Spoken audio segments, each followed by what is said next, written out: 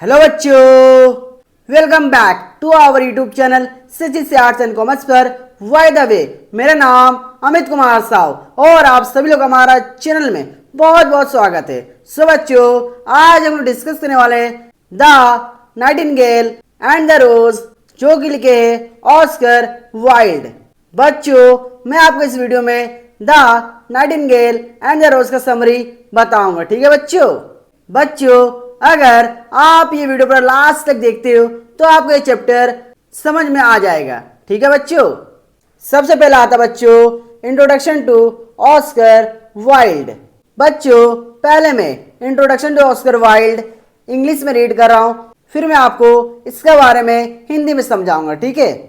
Oscar Wilde was a gifted British poet, playwright, novelist and short story writer from Ireland. He associated himself with the literary movement of his time called aestheticism, which defined the nature and purpose of art as an independent free from any moral consideration. Art never expressed anything but itself, wrote Wilde, and in this view he has had his followers. His own poems written accordingly were a mixture of fervor, felicity, and affected sentiment.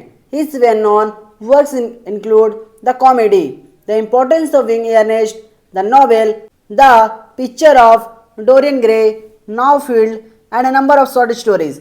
Wilde was a brilliant conversationalist, and his plays abound in smart, brilliant dialogue. Today, Wilde is best remembered for his short stories, which are available in volumes like The Happy Prince and Other Tales 1888 and House of Pomegranates 1981. Like all other writings of the author, the stories are marked by sparkling wit, an eye for humorous situations, and an insight into human nature. Among the stories, there is a bundle of engaging tales meant for children. They describe in a simple and somewhat fairy tale fashion some meaningful happenings which contain a striking element of wisdom and truth in them. इसका मतलब है बच्चों, पहली बात जो आपको जाननी है वो ये कि ऑस्कर वाइल्ड आयरलैंड के रहने वाले एक बेहद गिफ्टेड, प्रतिभावान ब्रिटिश पोएट, प्लेराइट, नाटककार, नॉवेलिस्ट और शॉर्ट स्टोरी राइटर थे। यानी उन्होंने कविताएं, नाटक, नॉवेल और छोटी कहानियाँ सब कुछ लिखा और हर चीज़ में महारत हासिल की। अब आते उनके सबसे बड़े कॉन्सेप्ट पर। ऑस्कर वाइल्ड अपने ज़माने के एक बहुत बड़े लिटरेसी मूवमेंट से जुड़े थे, जिसे एस्थेटिसिज्म कहा जाता है। इस मूवमेंट का मानना था कि आर्ट, कला का मकसद सिर्फ खूबसूरती दिखाना है। आर्ट बिल्कुल इंडिपेंडेंट है, इसका काम कोई मॉरल लेसन, नैतिक ज्ञान या सीख देना नहीं है। वाइल्ड ने खुद लिखा था, art never expresses anything but itself, यानी कला सिर्फ अपने आप को बयान करती है, इसका समझ को सुधारने से कोई लेना देना नहीं है। उनके कई फॉलोअर्स ने भी इस बात को माना। इसी वजह से उनकी जो अपनी पोएम्स, कविताएं थी, वे दो चीज़ों का मिक्सचर थी, वर्बल फेलिसिटी और अफेक्टेड सेंटिमेंट। वर्बल फेलिसिटी का मतलब है लफ्ज़ों की बहुत ही खूबसूरत चुनाव, और अफेक्टेड सेंटिमेंट का मतलब है थोड़े दिखावटी या आर्टिफिशियल जज्बात। उनकी पोइट्री में लफ्ज़ों का जादू तो था, पर कोई बाहरी ज्ञान नहीं था। वाइल्ड के कुछ सबसे मशहूर कामों, वेल नोन वर्क्स की बात करें तो उनमें शामिल है एक कॉमेडी नाटक, the importance of being Earnest, और उनका बेहद famous novel the picture of Dorian Gray, जिस पर अब फिल्मों का निर्माण भी हो चुका है। वाइल्ड बातें करने में बहुत ही माहिर थे, ब्रिलियंट कन्वर्सेशनलिस्ट। इसी वजह से उनके नाटकों में जो डायलॉग होते हैं वो बहुत ही स्मार्ट और ब्रिलियंट होते हैं, जो लोगों को बहुत पसंद आते हैं। लेकिन दोस्तों, आज वाइल्ड को सबसे ज़्यादा उनकी शॉर्ट स्टोरीज के लिए याद किया जाता है। उनकी ये कहानियाँ दो बड़े वॉल्यूम्स में मिलती है। पहली है the happy prince and other tales, जो 1888 में आई, और दूसरी है हाउस ऑफ पोमेग्रेनेट्स, जो 1891 में आई। उनकी बाकी सभी राइटिंग्स की तरह इन कहानियों में तीन खास बातें देखने को मिलती है। स्पार्कलिंग विट, चतुराई और मजाक, ह्यूमरस सिचुएशंस, फनी मोमेंट्स को पहचानना और सबसे ज़रूरी इंसाइट्स इनटू ह्यूमन नेचर, इंसानी फितरत और दिमाग की गहरी समझ। इन स्टोरीज के करेक्शन में बच्चों के लिए बहुत ही इंगेजिंग दिलचस्प कहानियों का एक बंडल है। इन्हें बहुत ही सिंपल और फेरी टेल परियों की कहानियाँ के अंदाज में लिखा गया है, लेकिन ये सिर्फ बच्चों के खेल नहीं है। इन सिंपल कहानियों के अंदर विजडम, बुद्धिमानी और ट्रुथ, सच्चाई का एक बहुत बड़ा और असरदार एलिमेंट छुपा होता है। सो बच्चों, अब हम लोग द नाइटिंगेल एंड द रोज का समरी डिस्कस करते हैं, ठीक है बच्चों। सबसे पहले हम लोग यूनिट 1 का समरी डिस्कस करते हैं, ठीक है बच्चों पहले मैं यूनिट 1 का समरी इंग्लिश में रीड कर रहा हूँ, फिर मैं आपको हिंदी में से समझाऊंगा, ठीक है। A young student came to the garden anxiously searched here and therefore red roses found nowhere, and with a heavy heart he said, what shall I do now? She said that she will dance with me if I brought her red roses, but in all my garden there is no red rose. The prince gives a ball tomorrow night and my love will be there. If I bring her a red rose, she will dance with me till dawn. I shall hold in my arms and she will lean her head upon my shoulder, but there is no red rose in my garden, so I shall sit lonely and she will pass me by. She will dance with others and my heart will break. The nightingale was living in an oak tree in the garden. She heard the pathetic cry of the young boy. She thought, here is a true lover. His hair is dark, but passion has made his face like pale ivory. Night after night I have sung of love, but here he is suffering. Love is a wonderful thing. It is a precious than emerald, dearer than pearl. It can't be bought at the marketplace. No merchant can buy it. The boy again cried, my love will dance to the sound of harp and violin. Her feet will not touch the floor. The courtiers will throng round her, but with me she will not dance, for I have no red rose to give her. He sat down and wept. The nightingale realized his sorrow. इसका मतलब है बच्चों, एक युवा छात्र student बहुत ही बेचैनी से बगीचे में आता है। वह यहाँ वहाँ लाल गुलाब ढूंढता है, लेकिन उसे कहीं भी लाल गुलाब नहीं मिलता। भारी मन से वह खुद से कहता है, अब मैं क्या करूंगा। उस लड़की ने मुझसे कहा था कि अगर मैं उसके लिए लाल गुलाब लेकर आऊंगा तो वह मेरे साथ डांस करेगी, लेकिन मेरे पूरे बगीचे में एक भी लाल गुलाब नहीं है। कल रात राजकुमार एक डांस पार्टी बोल दे रहा है और मेरा प्यार वह लड़की वहां मौजूद होगी। अगर मैं उसके लिए एक लाल गुलाब ले गया तो वह सुबह होने तक मेरे साथ डांस करेगी। मैं उसे अपनी बाहों में थामूंगा और वह अपना सिर मेरे कंधे पर झुका देगी, लेकिन मेरे बगीचे में कोई लाल गुलाब नहीं है, इसलिए मैं अकेला बैठा रहूंगा और वह मेरे पास से गुजर जाएगी। वह दूसरों के साथ डांस करेगी और मेरा दिल टूट जाएगा। बगीचे में एक ओक के पेड़ पर एक नाइटिंगेल रहती थी। उसने उस युवा लड़के की दर्द भरी पुकार को सुना। उसने सोचा, यही एक सच्चा प्रेमी है। इसके बाल काले, लेकिन प्यार के जुनून ने इसके चेहरे को सफेद हाथी दांत पेल आइवरी जैसे बना दिया है। नाइटिंगेल सोचती है, मैं रात दर रात प्यार के गीत गाती आई हूँ, लेकिन यहाँ यह सच में तड़प रहा है। प्यार कितनी अद्भुत चीज है। यह पन्ने एमेरल्ड से भी ज्यादा कीमती है और मोती पेरल से भी ज्यादा प्यारा है। इसे बाजार से नहीं खरीदा जा सकता। कोई भी व्यापारी इसे अपनी दौलत से खरीद नहीं सकता। वह लड़का फिर से रोते हुए कहता है, मेरा प्यार सारंगी, हार्प और वायलिन की धुन पर नाचेगा। उसके पैर फर्श को छुएंगे तक नहीं।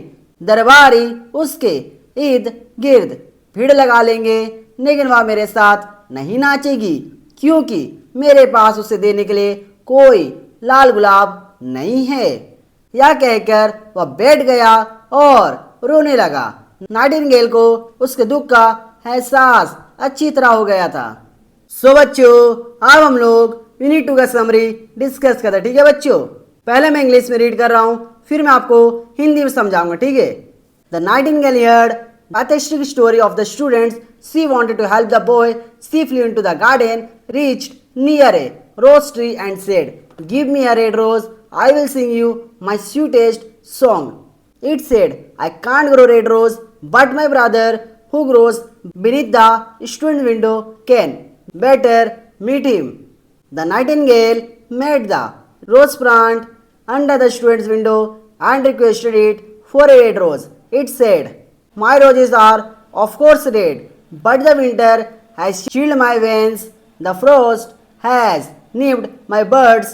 The storm has broken my branches. I shall have no roses this year." The nightingale looked upset and asked it there was any way. The rose tree said that if she pressed her heart in its thorn and sang beautiful love songs by moonlight, it would grow red roses for her. The nightingale thought that pressing the heart into thorn means inviting death. Still, she was ready to sacrifice her life for love. Love is better than life. What is the heart of a bird compared to the heart of a man? इसका मतलब है बच्चों, आगे की कहानी में Nightingale उस लड़की की मदद करने का फैसला करती है। छात्र की दर्द भरी कहानी सुनकर नाइटिंगेल उसकी मदद करना चाहती थी। वह बगीचे में उड़ी, एक गुलाब के पौधे के पास पहुंची और बोली, "मुझे एक लाल गुलाब दे दो, मैं तुम्हें अपना सबसे मीठा गीत सुनाऊंगी।" लेकिन उस पौधे ने कहा, "मैं लाल गुलाब नहीं उगा सकता, पर मेरा भाई जो छात्र की खिड़की के ठीक नीचे उगता है वह उगा सकता है। बेहतर होगा तुम उससे मिलो।" नाइटिंगेल छात्र की खिड़की के नीचे वाले गुलाब के पौधे से मिली और उससे लाल गुलाब देने की गुजारिश की। पौधे ने कहा, "मेरे गुलाब तो लाल ही होते हैं, लेकिन सर्दी ने मेरी रगों को जमा दिया है, कोहरे ने मेरी कलियों को झुलसा दिया है और तूफान ने मेरी डालियां तोड़ दी है। इस साल मेरे पास कोई गुलाब नहीं होगा।" नाइटिंगेल परेशान हो गई और उसने पूछा कि क्या ऐसा कोई रास्ता है। गुलाब के पेड़ ने कहा, "एक रास्ता है। अगर तुम चांदनी रात में अपने दिल को मेरे कांटे पर दबाकर बेहद खूबसूरत प्यार के गीत गाओ तो यह तुम्हारे लिए लाल गुलाब उगा देगा।" नाइटिंगेल ने सोचा कि अपने दिल को कांटे में चुभाने का मतलब है मौत को दावत देना। फिर भी वह प्यार के लिए अपनी जान कुर्बान करने को तैयार थी। उसने सोचा, प्यार जिंदगी से कहीं बेहतर है और एक इंसान के दिल के सामने एक छोटे से पक्षी के दिल की क्या भी साथ है। सो बच्चों, अब हम लोग यूनिट 3 का समरी डिस्कस करते हैं, ठीक है बच्चों यूनिट 3 का भी समरी मैं पहले इंग्लिश में रीड करूंगा, फिर मैं आपको हिंदी में समझाऊंगा, ठीक है। The Nightingale reached near the student, he was still weeping. The Nightingale said, "Don't cry, I shall give you red rose. I won't allow your love die for a rose. You go on loving. You prove that love is wiser than philosophy." The student looked up, saw the nightingale, and could not understand her words. The oak tree was sorry for the bird, for she would die and would never sing for him. The nightingale sang for the oak tree. The student took a notebook and wrote, "She has form, but has she got feelings? I am afraid not. She is all style without sincerity. She will not sacrifice for others." Then he went to his room with a broken heart and fell asleep. इसका मतलब बच्चों, Nightingale वापस उस लड़के के पास जाती है। Nightingale छात्र के पास पहुंची, जब भी रो रहा था उसने कहा, "रो मत, मैं तुम्हें लाल गुलाब दूंगी। मैं एक गुलाब के लिए तुम्हारे प्यार को मरने नहीं दूंगी। तुम बस अपना प्यार जारी रखना और यह साबित कर देना कि प्यार फिलोसॉफी से कहीं ज्यादा समझदार और बड़ा होता है।" छात्र ने ऊपर देखा, उसने नाइटिंगेल को देखा, पर वह उसकी बातों को समझ नहीं सका। ओक का पेड़ उस पक्षी के लिए बहुत दुखी था, क्योंकि वह जानता था कि वह मर जाएगी और फिर कभी उसके लिए नहीं गाएगी। नाइटिंगेल ने ओक के पेड़ के लिए एक आखिरी बार गाया। छात्र ने अपनी नोटबुक निकाली और लिखा, इसके पास रूप फॉर्म तो है, पर क्या इसके पास भावनाएं फीलिंग्स भी है? छात्र ने खुद से कहा, मुझे डर है कि ऐसा नहीं है, यह सिर्फ दिखावा और स्टाइल ऑल स्टाइल है, इसमें कोई सच्चाई नहीं है, यह दूसरों के लिए कभी त्याग नहीं करेगी। इसके बाद वह टूटे हुए दिल से अपने कमरे में गया और सो गया। अब आता बच्चों यूनिट 4 का समरी। पहले मैं इंग्लिश में रीड कर रहा हूँ, फिर मैं आपको हिंदी में समझाऊंगा, ठीक है। The moon appeared in the sky, the nightingale flew to the rose tree and set her breast against a thorn. All night long she sang with her breast against the thorn. The thorn went deeper, her life blood came out. She sang of the birth of life in the heart of a boy and a girl. The rose tree gave a bud which gradually grew and became a marvelous rose. It went on opening its petals with the song sung by the nightingale. The rose tree said praise closer or the day will come before the rose is finished. So the nightingale praised closer against the thorn and louder grew her song. She sang the birth of passion in the soul of a man and a maid. The petals became red, but the heart of the rose was still white.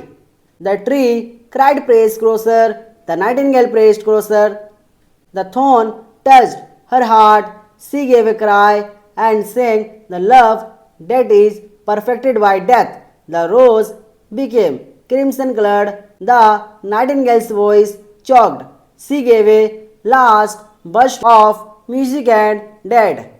By that time, the rose had turned red. The dawn approached. The red rose was dancing near the dead body of the nightingale. इसका मतलब है बच्चों, अब आती वो रात जब Nightingale अपना सबसे बड़ा बलिदान देती है।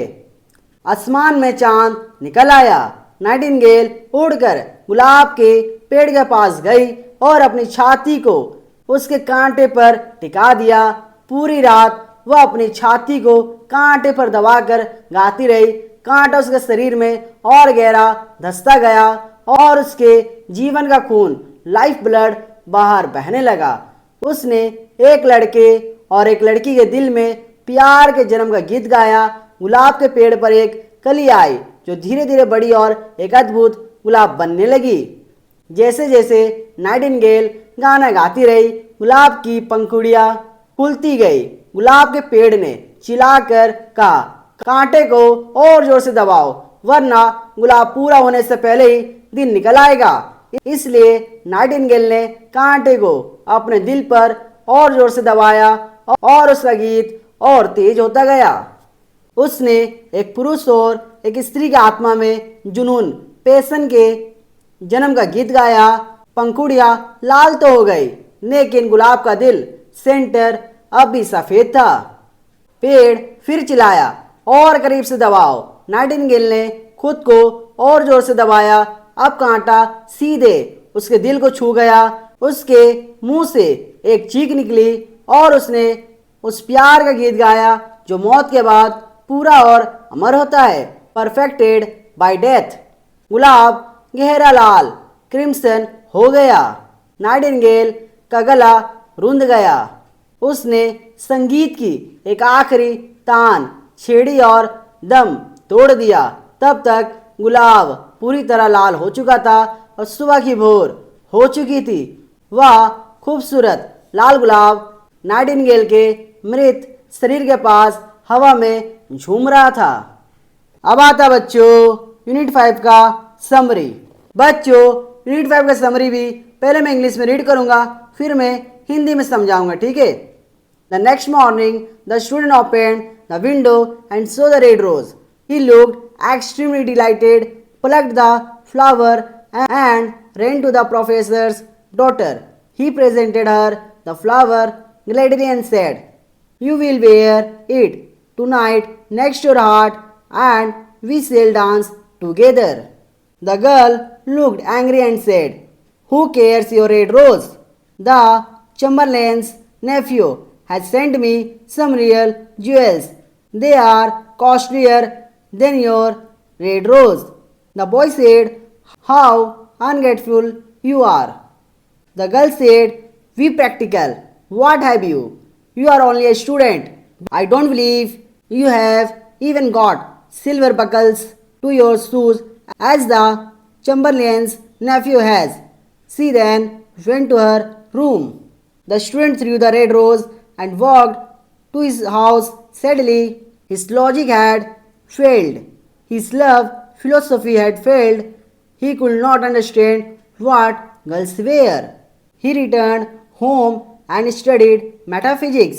इसका मतलब है बच्चों, चलिए देखते हैं कहानी के अंत में इस बलिदान का क्या सिला मिलता है। अगली सुबह जब छात्र ने खिड़की खोली तो उसे वह शानदार लाल गुलाब दिखाई दिया। वह बेहद खुश हुआ। उसने तुरंत फूल तोड़ा और दौड़कर प्रोफेसर की बेटी के पास गया।